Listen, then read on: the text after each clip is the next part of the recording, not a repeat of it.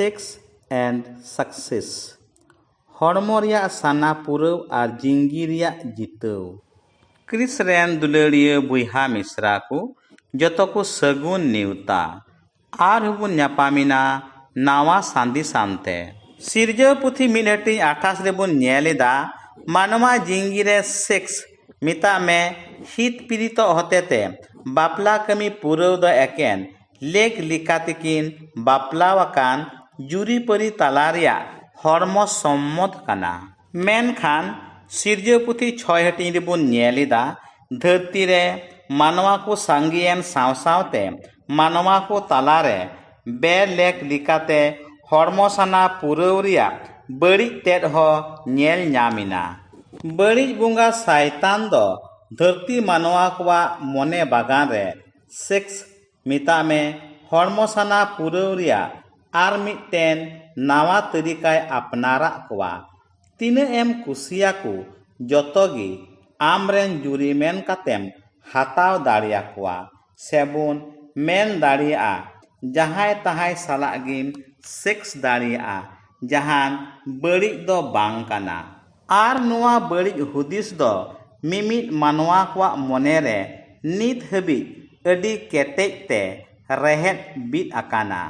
सिराका पुथी 23-16 रेबुन नेलेत काना मानवा हॉर्मो रे नुआ सेक्स रिया बड़ी साना दो भाटा सेंगेल लिका भित्री भित्री ते जुलुक काना आर उना दो बाय लो तरजो हबी बाय थुकुमोक काना। मानवा दो 3 घड़ी आया हॉर्मो रिया साना बाय पुरविदा उन घड़ी इटा जहान कमी रिगी मन बाय लगाव दाड़िया काना से आरहो मज तिबुन लई दाड़िया जहान कमी गी बांग सानाई दी काना। एनते उनिया ध्यान ज्ञान आर हुदिस बिचार रे दो आया सेक्स हॉर्मो साना पुरव रे तुंबुत बीत आकान ताया आर नोंका लेकाते जिंगी रिया जितव लगित भागी हुदिस दो भुतड़ू चाबावाकान ताया।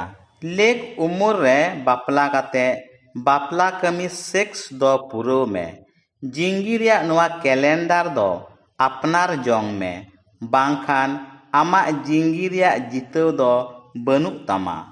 लेक उमर बांग रिगी सेक्स रिया गुलम रे गुलमाकानी दो जिंगी बर्बाद ताया। हॉर्मो साना पुरव लगित बड़ी बई कुई नेल बाड़ाया जहाय तहाय गी नुलाव बाड़ा कोवा हॉर्मो साना पुरव लगित हाट पाता जागरण जात्रा करे तितांग सिराली लिकाय दाड़ा बाड़ाया आर जहां लिकान दाग गेये न्यूया भागी लिकाते पढ़ाव कातेत नौकरी चाकरी नाम रिया हुदिस गी बाय जानाम उचुया नोवा सेक्स रिया सेंगेल दो। सेक्स दो मानवा जिंगी रे मिटेन हटिंग कान गिया। राजा महाराजा जमीदार जहाय कुगी को मुचाद आकान उना रिया आसल कारण ते दो सेक्स कान गिया। दुलड़िया बुहा मिश्रा को उना इयते जिंगी रे भागी कमी ते जितवे मेंजोंग कान खान आमा हॉर्मो सामड़ाव लगित आमा हॉर्मो रे मिनाय सनत आत्मा ठेन कयजोंग में। सनत आत्मा मिताय में ए सनत आत्मा नोवा इnye हॉर्मो दो आमेम ताहेन रिया मौज मंदिर काना।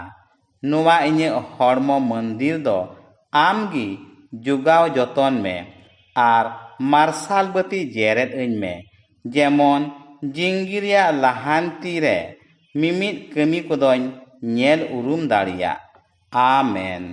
मुचाद रे जतो को आयमा सारहाव आर मानद जोहार आर हबुन न्यापामा नावा सांदी सांते।